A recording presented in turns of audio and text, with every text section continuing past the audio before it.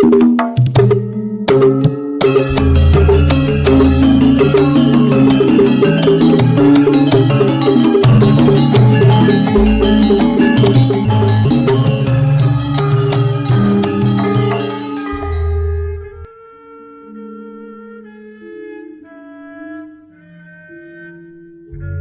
Ibu, para kadang kinasih, simbah-simbah lan adik-adik, para rama suster bruder berkah dalem Gusti, sugeng rawuh wonten ing PDSK channel menika. Kados pundi kabar panjenengan?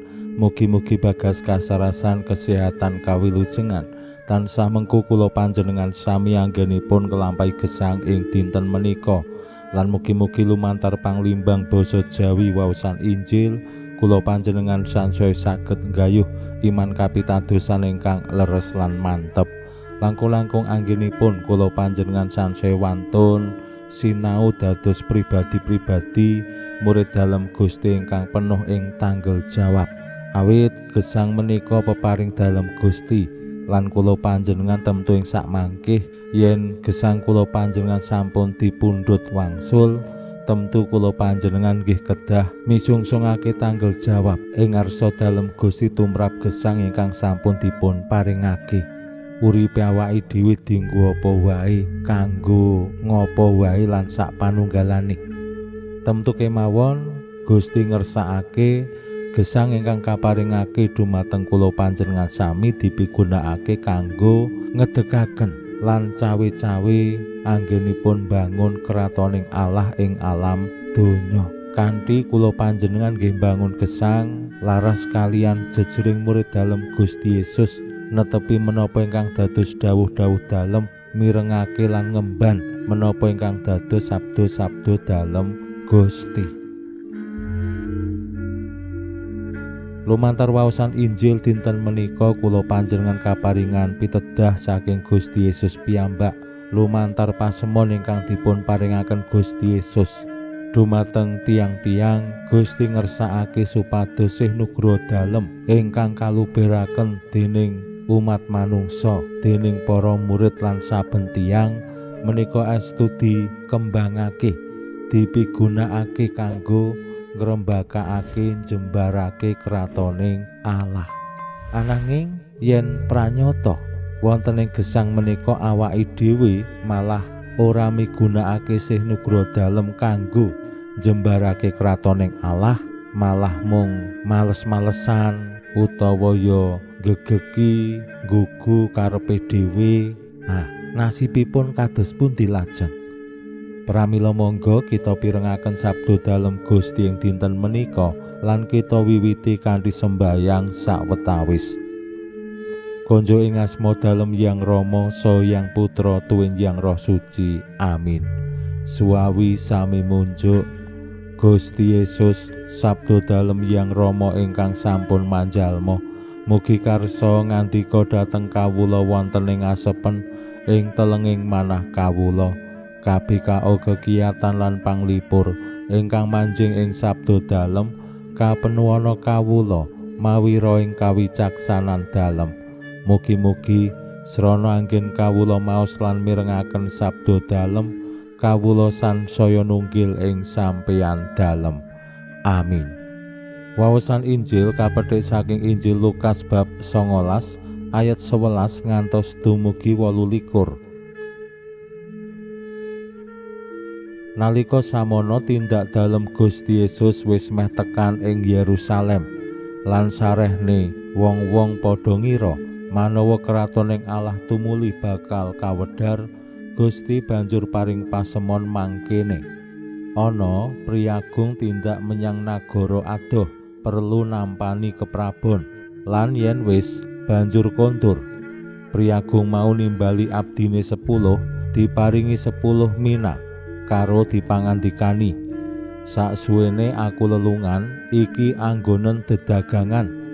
Nanging kawulane padha sengit marang priyagung iku lan padha nglakokake kongkonan nusuli atur.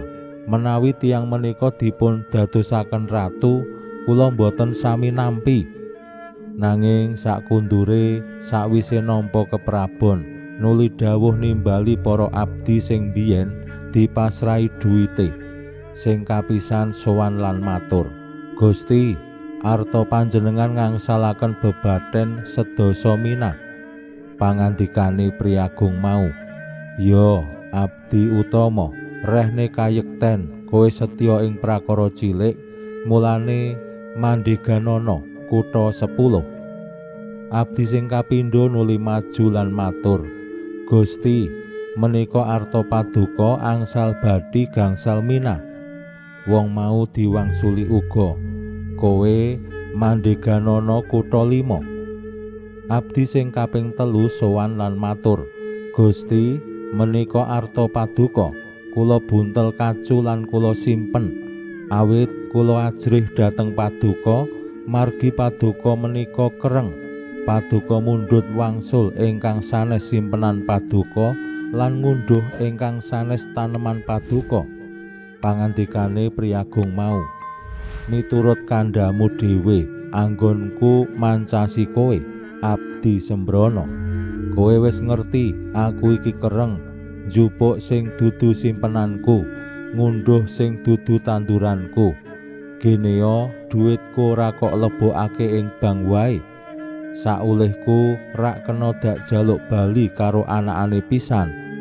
Nuli priagung iku dawuh marang sing padha ngadhep, jaluken bali mina iku, banjur wenehna sing duwe 10. Para abdi padha matur, Gusti, piyambakipun rak sampun gadah sedasa mina. Nanging pangandikane, aku kandha sak benere, sing wis duwe bakal diparingi, balik sing ora deduwen bakal dijabel pisan sing dadi barang darbeke.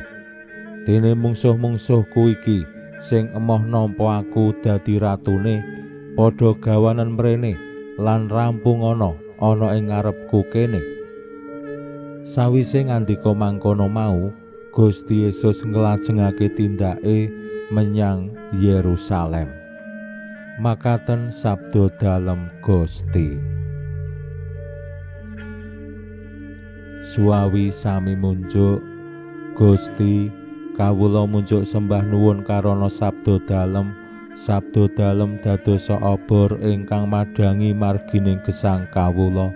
Katuntuna kawula sageta sabda dalem menika numusi manah ngantos tansah ngrembaka kangge nggayuh gesang ing suwarga.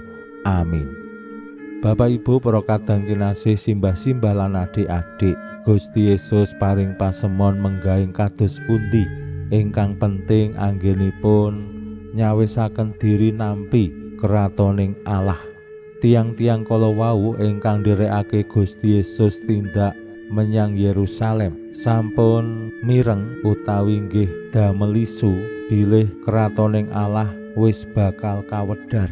Mbok menawi lajeng nggih situasine rada panas, situasine dadi rada ora penak, ora cetha.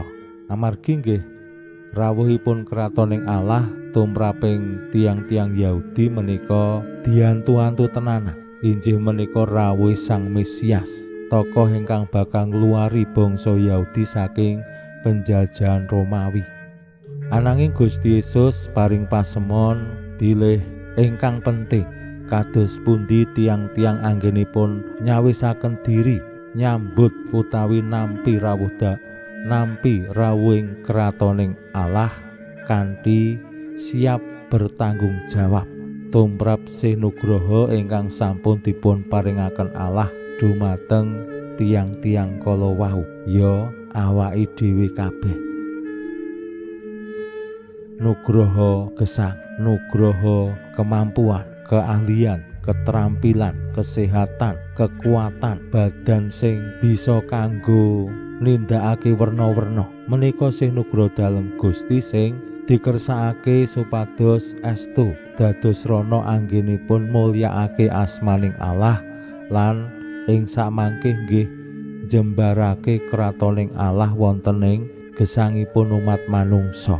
Ananging pranyata wonten ing pasemon kala wau dicariyosaken Gusti Yesus wonten setunggal abdi sing merga wedi terus minane dibuntel disimpen ora dienggo modal dagang saengga menapa ora entuk bebaten. Menika tantangan lan gegambaran kados pundi kula panjenengan sami ingkang sampun pinaringan sih nugra dalem Gusti, tanda kutip mina, wiwit kula panjenengan gesang ing alam donya lan sak mangkih rikala dipundhut wangsul Gusti.